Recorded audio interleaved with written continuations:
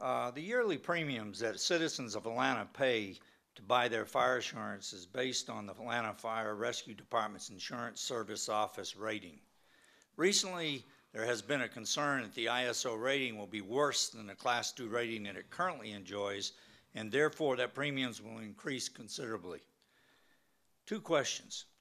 Would it surprise you to learn that when I was fire chief, we demonstrated that our Class 2 ISO rating saved the public holders of policyholders of Atlanta more money than the entire annual operating budget of the Atlanta Fire Rescue Department?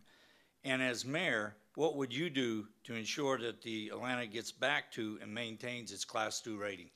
Wow, Chief, is that true, really? It's true. That's fantastic. A Class 2 rating will save you more money than the budget of the fire department in Atlanta today. Wow, then I think we better get that turned around quickly.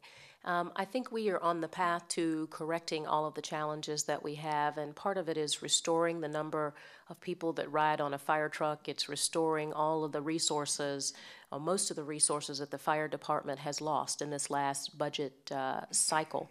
And this frankly starts not only for the fire department, but for all of the departments, not watershed, that's an enterprise fund obviously, but for the general fund, we have two basic revenue streams. Property taxes and sales taxes, both of them ravaged by the economic environment in which we find ourselves. Property taxes by foreclosures, mortgage fraud, and people reassessing their homes. Sales taxes by the fear that people have that they will lose their job. A two-legged stool in the city is how we've always financed our municipal services. I constantly say we need a third leg and hopefully a fourth leg.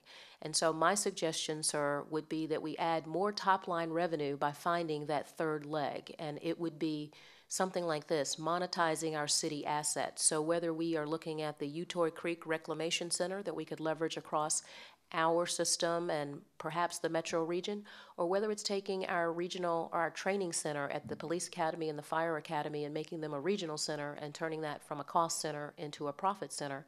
Or more importantly, if we were able to collect point of sales tax, because the Department of Revenue at the state reported that they are missing or could in fact collect more money up to another $1 billion.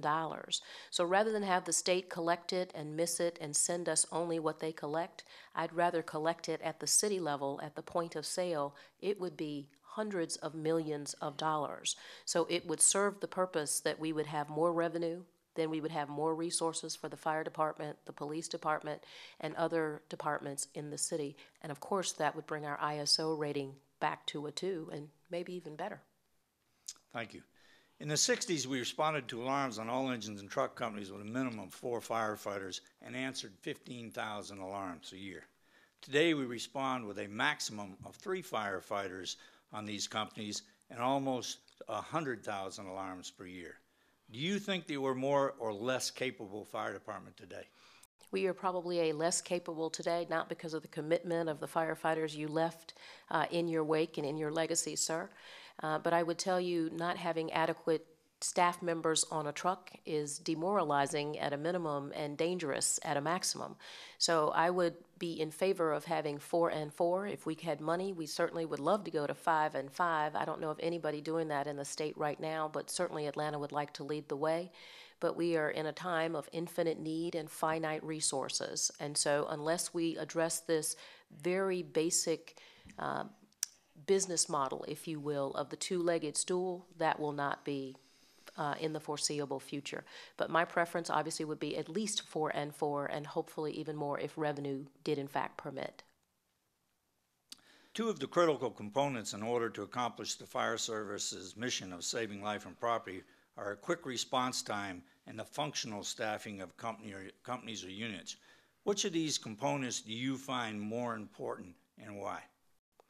Could you repeat that question? I'm sorry. We're actually talking about staffing levels and we're talking about response time.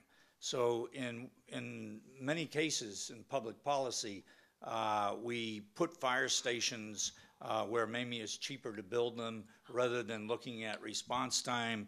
And then, of course, a lot of times we staff them in reference to how much budget we can afford. Sure. The fact of the matter is, when you operationally save lives and property, from a fire service perspective, response time and staffing are both very important. It would be interesting to me for you to tell us which one you think is the most important and why. In the current, and well, thank you for clarification there.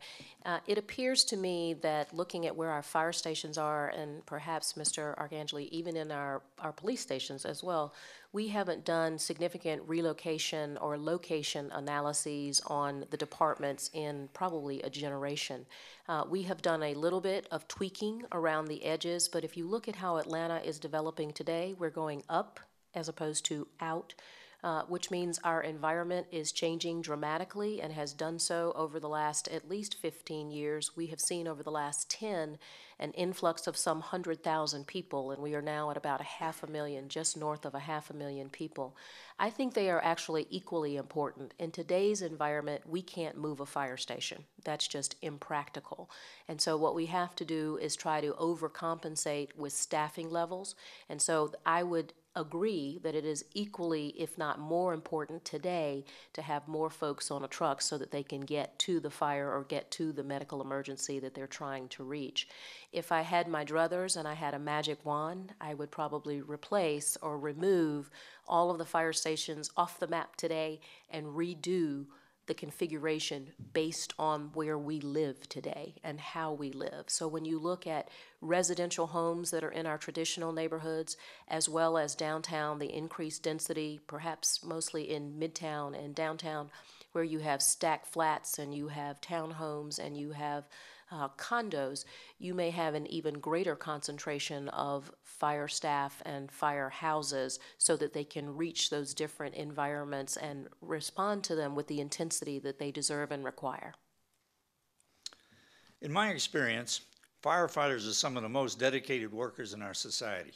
It is common practice for them to come to work early, to stay late, to attend training on their off time, to buy some of their own personal and special equipment, risk their lives to accomplish the mission at hand, and to respond to large incidents when they're off duty without being requested.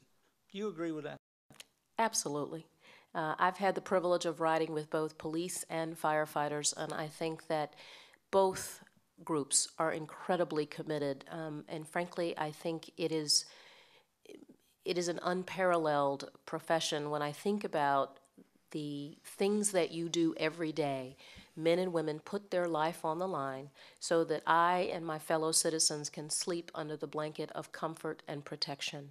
And so when I think about what you're doing in this type of environment, I really wonder if you aren't crazy, because only a crazy person would be willing to do what the police officers and firefighters are willing to do in general. But certainly under these circumstances, you've got to be beyond committed. So I commend both you and the legacy that you left and the firefighters that I have the privilege to ride with on a regular basis, and the police officers that I have to ride with on a regular basis. I think we can learn an awful lot from those in the firehouses and those at the police precincts. I eat with them often. They're great cooks, too. As a fire chief, I was privileged to have direct access to the mayor and the city council. Some of my successors have told me that their access to the mayor was extremely limited. What little one-on-one time they did have with the mayor was usually spent on specific issues and problems as opposed to long-term strategic goals. As mayor, what are your thoughts on strategizing with your fire chief one-on-one to prevent disastrous incidents from occurring to life and property, and to maximize on saving life and property when disastrous incidents occur? Sure. I'm not one that loves a lot of meetings, but I love a lot of communication. And I think direct access for all of the commissioners or chiefs is critically important. But frankly, Chief, I intend to keep riding fire trucks. So I know not just what goes on paper, but I know what goes on at the ground level. First of all, it's a heck of a lot of fun riding on a fire truck. And it's a lot of fun riding in a police car, too. So I'm going to keep doing that. But that doesn't mean I'm not going to talk with my chief on a regular basis for police and fire, and my general manager at the airport and the commissioner of watershed management. I think that's an absolute must. Thank you. Thank you.